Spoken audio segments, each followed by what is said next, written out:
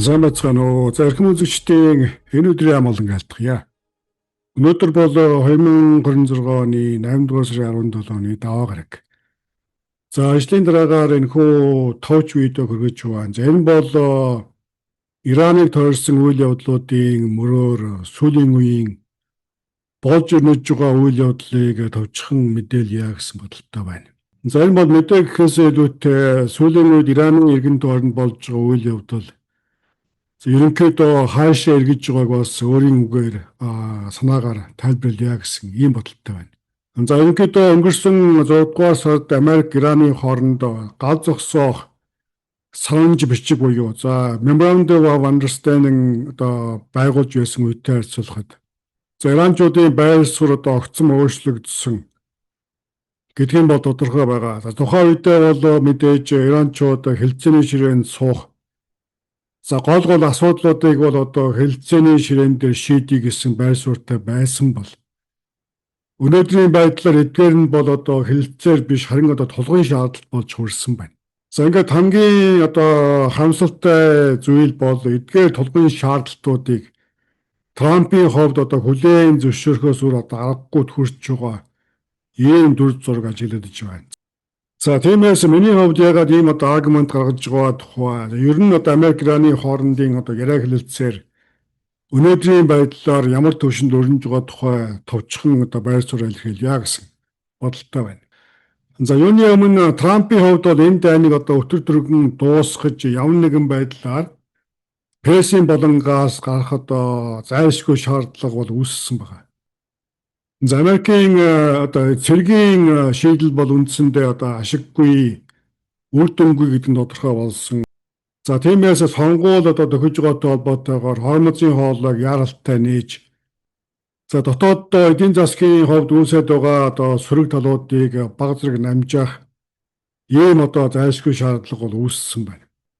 За гэтэл өнөөдрийн байдлаар байдал бол Ираны талд илүү ашигтай, харин Америкийн талд буюу Трампын талд маш ашиггүй байдлаар өрнөж байгаа. За тиймээс өнгөрсөн 6 сард бол Америкийн талд ашиггүй гэж үзэж голж орхисон. Тухайн үеийн гал зогсоох меморандумаас илүү муу нөхцөлтэй ийм тулгын шаардлагатанд бол орсон байна. За ер нь энэхүү Ираны нөхцөл байдал яаж эхэлсэн тухай бас маш товчхон түүх дурдхан зүйтэй гэсэн бодолтой байна. За түүхээс товчхон эргэж харахад бол 2015 онд Обамагийн засгийн үед бол Ирантай цөмийн хэлэлцээр байгуулж байсан. Үүнийг бол JCPOA гэж ерөнхийд нь бол нэрлэж байгаа. Тухайн JCPOA гэх хэлэлцээр бол Иран улсад энгийн зорилгоор уран байжуулахыг зөвшөөрч харин цөмийн зэсэгтээ болохгүй гэсэн ийм амлалтыг бол авч байсан. Гэвч 2016 онд бид мэдэж байгаа Трамп засгийн эрхэнд гарч ирсэн. Ингээд 2018 онд Трампын хувьд Обамагийн байгуулсан гэрээг бол маш муу гэж үзэж үүнээс хавьгүй илүү сайн хэлэлцээрийг маш хүнд дарамт шалт үзүүлснээр олох боломжтой гэсэн үндслэлээр тухайн гэрээг цуцалсан байдаг. Гэвч бид мэдэж байгаа тухайн үедээ бол Трампын эхний засгийн үед ийм зүйл болж чадаагүй. Иранчуудад технологинд хүрч чадаагүй засгийн эрх дуусч байдны засгийн газрын үед ч тодорхой гэрээ хэлэлцээд хүрч чадаагүйгээр өнөө хүрсэн байдаг юм а. Ингээд 2025 оны 1-р сард Трамп 2 дахь удаага ялж цагаан ордонд буцсан ирсэн. Ингээд өмнөх засгийн үед гаргаж байсан амлалтаа хэрэгжүүлэхийн тулд иранчуудтай дахин хэлэлцээрийг хийж эхэлсэн байдаг. Ингээд тэр цагаас хойш бид бүхэн бол мэдэж байгаа иранчуудтай хэрхэн хэлэлцээр хийсэн процесс бол маш тодорхой сүүлийн үеийн мэдээнүүдээр тодорхой гарч байгаа. Энэхүү гэрээ хэлэлцээр бол дипломат гэхээс илүүтэй Трампын хувьд өмнө амлаж байсны дагуу Ираны талд эдийн засгийн болон цэргийн дарамт үзүүлэх байдлаар яаралтай маш богино хугацааны дотор буулт хийлгэж гэрээ байгуулж чадна гэсэн ийм тактик барьж байсан нь тодорхой байдаг. Үүний жишээ бол хэлэлцээр үргэлжлэж байх хугацаанд 2 удаа иранчууд руу халдан товтолж байсан. Эхнийх нь бол бид бүхэн мэдэж байгаа 2025 онд өнгөрсөн оны 6 дугаар сард 12 хоногийн хугацаанд Америк, Израилийн агаарын хүчин Иранд цохилт өгч Ираны цөмийн байгууламжуудыг хүйс тэмтэрсэн тухай мэдээлж байсан. За харамсалтай нь энэхүү агаарын цохилт бол мэдээж иранчуудыг буут хэлгэж чадаагүй. Удмаар 12 хоногийн дараа гал зогсоох тохиролцоонд хүрч дахин хэлэлцээрийг эхлүүлсэн байдаг. За гэвч энэхүү хэлэлцээр ихэцтэй зүйл болсонгүйгээр энэ оны 2-р сарын 28-нд Трампын хувьд дахин иранчуудад цохилт хийж дайныг эхлүүлсэн байдаг. За ингээд хоёр дахь дайн хийсэн бол үндсэндээ стратегийн болон тактикийн маш том алдаа болсон гэдгийг дэлхий дээр амьдарч байгаа бүх ажиглагчид тэмдэглэж байгаа. За иранчуудын хувьд бол өнгөрсөн 6-р сарын 12 дайны үед хормозын хоолыг хаахаар бэлдэж байгаа гэдг нь тодорхой болсон учраас дайн зогссон гэж ажиглагчид үзэж байгаа. За тухайн үед иранчуудын хувьд хормозын хоолыг хаагүй тохиролцоонд хүрсэн нь иранчуудын үүднээс үзэхэд бол томоохон алдаа байсан гэж үздэг. За тийм ч учраас энэ удаагийн дайралтанд өмнөх алдаагаа засаж хормозын хоолыг хаах алхам хийсэн нь ийхүү Трампыг үндсэндээ маш том ялагдалд хүрэх үндсэн нөхцөл болоод байна. За хормозын хоолыг хаагдсанаар цөмийн асуудал бол үндсэндээ 88 дугаар асуудал болж гэрээ хэлэлцээрийн шатанд бол үндсэндээ хойшин тавигдсан байгаа. За удмаар 40 хоног бид бүхэн мэдэж байгаа 28-нд эхэлсэн дайн бол 40 хоног үргэлжилж удмаар 2 тол гал зогсоох тохиролцоонд хүрч 6 сард гал зогсоох меморандумд гарын үсэг зорж байсан гэдгийг бид бүхэн мэдэж байгаа. 6 сарын меморандум бол үндсэндээ Ираны талд бууж өгөх санал бичиг байсан гэдгийг мөн ажиглагчид тэмдэглэж байгаа. Тухайн үед бол иранчуудын шаардаж байсан зарим нэгэн асуудлыг иранчуудад ашигтай байдлаар шийдэх. За ингээд үлдсэн хоёр талын санал зөвлөж байгаа асуудлуудыг хэлэлцээгээр шийдэхээр 60-гийн хугацаа тавьсан байдаг. За 6 сарын 17-ны хоёр талын харилцан ойлголцох санал бичигт бол 4 асуудлыг хэлэлцээр хийхээс өмнө урьдчилан шийдвэрлсэн байдаг. За үүнд хормозын хоолойг нээх, газрын тосны хоргийг цуцлах. За ингээд хоёр орны хооронд гал зогсоох. Ингээд дөрөвт нь бол бусад бүх асуудлуудыг 60 хоногийн хугацаанд хэлэлцээгээр шийдэхээр тогтсон байдаг. За тухайн үедээ буюу 6 сарын 17-ны хувьд бол Америкийн нэгдсэн улсын хувьд гол хөшүүрэг даваа тал нь бол эдийн засгийн асуудлуудыг ашиглах ийм боломжтой байсан.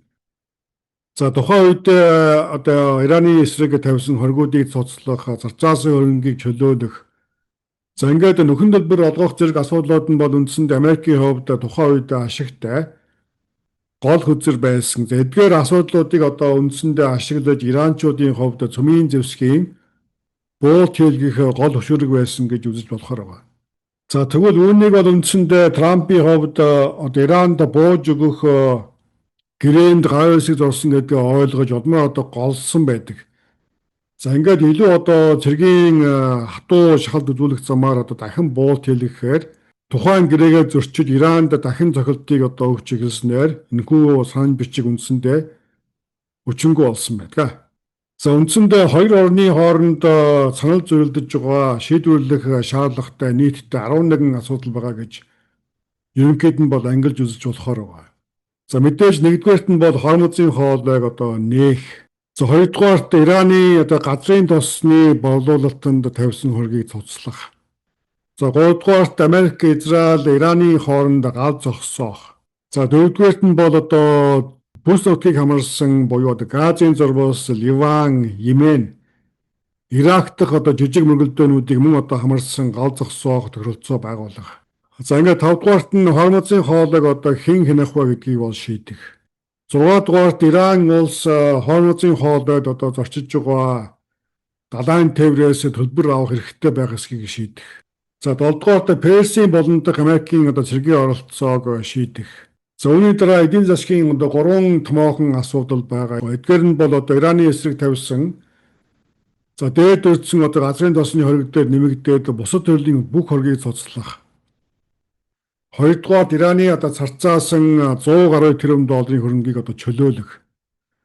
Гуравдугаарт нь Иран улсад дайны төлбөрт 300 орчим тэрбум долларын дөхөн олгоор төлөх зэрэг асуудлууд багтаж байгаа. За ингээд хамгийн сүүлд нь буюу одоо 11-р асуудал бол одоо цөмийн асуудал яригдахаар байгаа. За үүнд бол Иран улсын хувьд цаашдаа одоо уран байжуулах хүчин чадлаа хадгалах хэсэг. За ингээд цөмийн зэвсгийн одоо төвшөнд хүрэхэд тун ойрхон байгаа 60%-аас дээш одоо байжуулсан ураныг одоо эрхэх вэ гэсэн ийм асуудлуудыг хоёр улсын хооронд үндсэндээ тохиролцохоор одоо хилцээр хийж байгаа.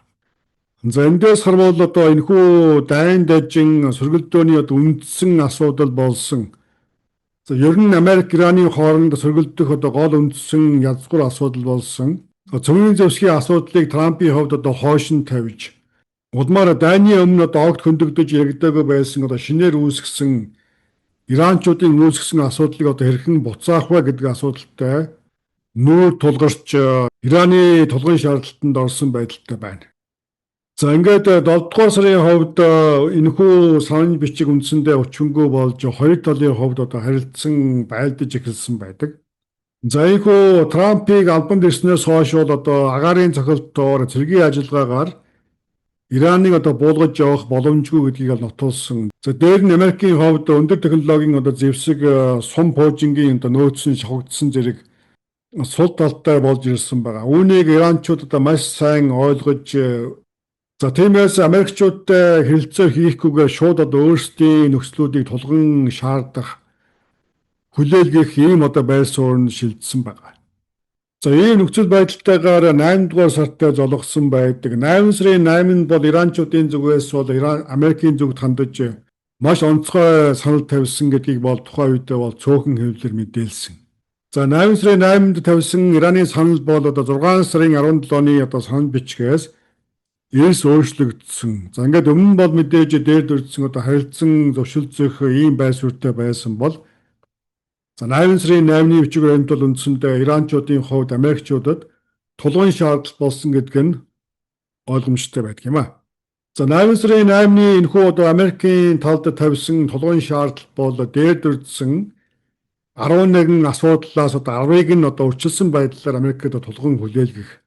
За ингээд 11-дүгээрт нь дээр дурдсан одоо цөмийн асуудлыг бол үндсэндээ орхигдуулсан буюу Америкийн нэгдсэн улсын хувьд дээр дурдсан даруй нөхцөлийг үг дуугүй зөвшөөрсөн нөхцөлд цаашдаа цөмийн асуудлаар хэлэлцээр хийх эсхийг одоо ярилцах асуудлыг нээлттэй үлдээсэн ийм бичиг баримтыг Трамп тулгасан байдалтай байна. Иранчуудын тавьж байгаа тулгын шаардлага бол үндсэндээ одоо Америкийн зүгээс Иранд тавьсан одоо бүх төрлийн хоргийг одоо бүр мөсөн цуцлах, Ираны царцаасан бүх хөрөнгийг чөлөөлөх, Америкуудаас дайны нөхөн төлбөрт 300 тэрбум доллар одоо авах, нөхөн олгор авах. За Персийн болонгаас Америкийн цэргийг одоо бүрэн гаргах. Иран улсын хувьд Хормузын хоолойг одоо бүрэн хянаж далайн тээврээс төлбөр хураах эрхийг Америкийн талд зөвшөөрөх. За ийм асуудлуудыг үндсэндээ иранчуудын зүгээс Америкийн талд тулгын шаардсан байдалтай байна. За эндээс харвал дээр одоо түүхээс үзэхэд Америкийн хамгийн чухал одоо number 1 асуудал болж исэн цөмийн асуудал бол үндсэндээ одоо орхигдож хилцээнээс алга болж байгааг та бүхэн бас анзаарч байгаа. За ингээд 6 сарын хувьд Америкийн хувьд эдийн засгийн одоо хөшүүрэг байсан бол одоо бол харин эдгээрийг одоо хилцээний хөзөр болгож ашиглах биш. Ямар нэгэн одоо хилцээрийн одоо урдэл нөхцөл болгож заавал биелүүлэх ийм одоо шаардлага хүлээж байна. За ийхүү иранчуудын хувьд дайнаас өмнө одоо ярилцах хэлэлцэх боломжгүй байсан. За эдийн засгийн одоо бүх асуудлуудаа Америкчуудаар одоо хүлээн зөвшөөрүүлж шийдвэрлүүлэх. За ингээд нөгөө талд цөмийн асуудлаа бол ийхүү одоо цаашид нээлттэйгээр үлдээх даваа талыг олж авлаа. За ингээд хөсөн хүлээж байсан бүх зүйлийг Америкуудаар одоо хүлээн зөвшөөрүүлж авсны эцэст иранчууд Хормузын хоолойг нээх. Гэхдээ мөн одоо өөртөө ашигтай буюу өмнө нь одоо ямар нэгэн байдлаар өмчлөлтгүй байсан Хормузын хоолойг өмчилж дээр нь тухайн хоолойгоор өнгөрч байгаа далайн тээврээс одоо төлбөр авах эрхийг одоо баталгаажуулахаар ийм давуу талтай болсон байна. За цөмийн зэвсгийн хувьд ч иранчуудын хувьд байр суурь маш тодорхой ил болон одоо далдсамаар илэрхийлж байгаа. За юуны өмнө сүүлийн үед болж байгаа Америк Израилийн одоо довтлогоо бол иранчуудын хувьд цааш нь одоо оршин тогтнож тусгай тогтнолоо хамгаалахын хувьд зайлшгүй зөвхөн зэвсэгтэй байх шаардлагатай боллоо гэсэн ийм байр суурийг илэрхийлж эхэлсэн байна. Тиймээс иранчуудын хувьд зөвхөн зэвсгээр явна нэгэн боолт хийхгүй гэдгээ бол маш тодорхой илэрхийлсэн байна. За ийхүү иранчуудын хувьд ураанаа цааш нь дахин одоо боловсруулах, магадгүй зөвхөн зэвсэгтэй болох. За дээр нь Трампын давилтаас өмнө бол одоо хилэлцээрийн ширээнд авчрах боломжгүй байсан маш олон одоо хориг болон эдийн засгийн боломжуудыг 100% олж авах ийм одоо давуу талтай болсон байна. За тиймээс ийм байдалтайгаар Трампын хувьд атсан шалаанд орж сонгуультай үндсэндээ нүүр туллаа. За мэдээж яаж ч утсан одоо Ираны тулгын шаардлагыг зөвшөөрсөн нөхцөлд маш том ялагдал болж домжлуулсан үйл явдал болно. За энэ нь бол мэдээж сонгуулийн хувьд маш том одоо ялагдлын одоо суур болно гэдэг нь ойлгомжтой. За гэвч хамсалтай нөгөө талаар одоо цэрэг зэвсгийн одоо явна нэгэн давуу тал шийдэл Трампд үлдсэнгүй. За үүнийг бол зөвхөн одоо цум зэвсэг Пуужингийн нөөц дууссантай холбон ойлгож болохгүй. За сум хэрэгсэл Пуужингийн нөөцөөс гадна одоо энэхүү байдлыг цэргийн хүчээр агаарын цохилтоор шийдэх боломжгүй гэдгийг одоо хоёр тал маш тодорхой ойлгосон гэдэг нь тодорхой байгаа. За үүний нотлохоо бол өнгөрсөн жилийн давилтын үед мөн одоо энэ жилийн 40-ны хугацааны хувьд Америкийн хувьд сум хэрэгсэл Пуужингийн хувьд хангалттай нөөцтэй байсан гэдгийг дурдхан зүйтэй. За гэвч Америкуудын одоо цэрэг зэвсгийн хэд давуу тал бол иранчуудыг буулган авах шийдэл биш байсан гэдгийг бид өхөн тодорхой харж байна. За эдгээрээс харахад бол үндсэндээ Трампын хувьд иранчуудын шаардлагыг одоо хүлээн зөвшөөрөхөөс үр гарцгүй болсон гэдгийг олж харахад бол төвөгтэй биш байна. За нэгэнт өөрийнх нь хэлээр бол Трампын хувьд иранчуудын эсрэг явна нэгэн одоо хөзөргүй үлдсэн учраас иранчуудын тулгын шаардлагыг одоо хүлээн зөвшөөрч бууж өгч Персийн болон орхихоос өөр гарц үндсэндээ үлдсэнгүй гэж одоо дүгнж болохоор байна. За ингээд маш товчхондоо Трампын хувьд 2018 онд эхлүүлсэн иранчуудыг цэрэг зэвсгийн хүчээр одоо даамталж буулгаж авах төлөвлөгөө ийхүү нуран унж Трампыг засгийн эрхэнд гарах хүртэл одоо цэргийн хүчээр дэлхийд тэргүүлж байсан гэх Америк нэгдсэн улсыг готомшигтэй ялагдал төрөгсөн одоо алхам хийсэн нь ийхүү тодорхой боллоо. За өнөөдрийн дугаарыг ийхүү одоо таагүй дүгнэлтээр өндөрлж байна. Ингээд цаашдаа Ирантай холбоотой өрнөх үйл явдлыг цаг тухай урд нь шуурхай мэдээлэх боллоо.